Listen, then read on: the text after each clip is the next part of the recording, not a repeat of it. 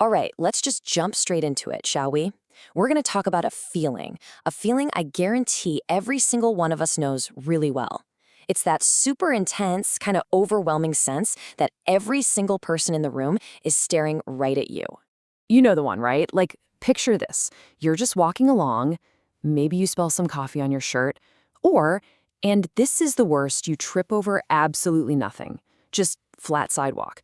Or maybe you're in a meeting, you say something, and you just totally fumble a word, and boom, your heart just drops into your stomach, your face gets all hot, and in that one tiny moment, you're just certain. You're convinced that every single pair of eyes is locked on you.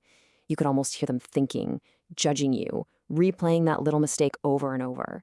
It feels like you've suddenly been shoved onto a massive stage with this huge, blinding spotlight just bam, right on you.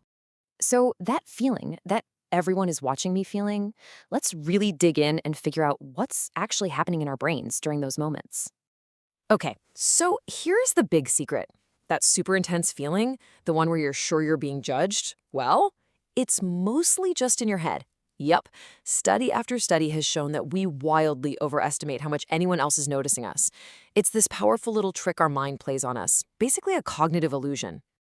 And it turns out, this thing that happens to all of us, it actually has a name, a cool scientific name with a pretty interesting backstory.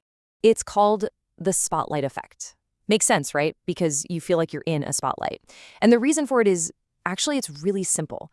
Think about it. You are the absolute center of your own world. You live inside your head 24/7. So it's only natural that we kind of forget that for everybody else, we're just part of the background of their story. And this isn't just some made-up idea, you know? It's backed by some serious research. Things started getting interesting back in '93, when a study showed this huge difference between how we think people see us and how they actually see us. Then, in 1999, a team of researchers led by Thomas Gilovich finally gave it that perfect name, the spotlight effect.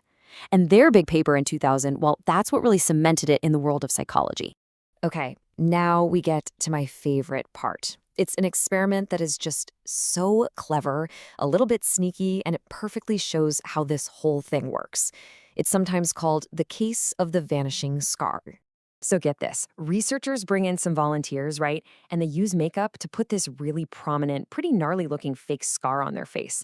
They have the person look in the mirror so they're totally convinced, yep, there's a big scar on my face. But then, here's the twist. They say, oh, let's just put some moisturizer on to set it. But what they're really doing is wiping the scar clean off. The volunteer has no idea. So they walk into a room to chat with a stranger, fully believing they have this huge scar on their face. And what happened next was just wild. After the chat, the volunteers kept saying things like, wow, that person was so weird with me, or they seemed really distant. They must have been staring at my scar. But here's the thing. There was no scar. It was gone. The whole feeling of being judged, of being treated differently, it was coming completely from inside their own head. It was all about their own self-consciousness. Okay, so that just begs the question, right? Why? Why are our brains so good at tricking us like this? To figure that out, we've got to peek behind the curtain at the mental gears that are turning. It really comes down to this kind of three-part mental glitch. First up is what's called egocentric bias. Basically, you're the star of your own movie. Everything revolves around you, from your perspective. So that's step one. Then there's anchoring. We get anchored to our own feelings. So if you feel super embarrassed, that intense feeling becomes your reality, your starting point. And then the last piece is insufficient adjustment. We just don't adjust enough. We forget that other people can't feel our anxiety. They aren't in our heads, so they just don't notice the thing we're freaking out about. And this is also a great way to understand a related idea. So the spotlight effect is all about the outside stuff, your clothes, your actions, tripping on the sidewalk, but it has this close cousin called the illusion of transparency.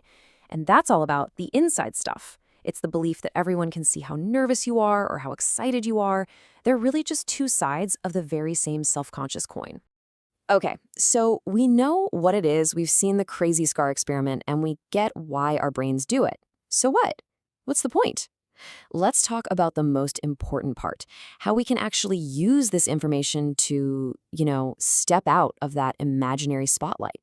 Seriously, if there is one single thing you remember from all of this, let it be this. That giant, super bright, Hollywood-style spotlight you feel like you're under all the time, it's not real. In reality, it's more like a teeny tiny little keychain flashlight, and most people don't even see that it's on. And once you really get that, it's just so freeing. It can really help take the pressure off in social situations. It just kind of lowers the stakes, right? Suddenly, the fear of saying the wrong thing or wearing a weird shirt doesn't seem so huge. It's just a fantastic reminder that almost everyone else is way too busy worrying about their own spotlight to pay any real attention to yours. So I'm just going to leave you with this to chew on. If that giant, critical audience you think is always watching you isn't actually there, if that spotlight is basically a ghost, then what would you do? Really, what are you waiting for?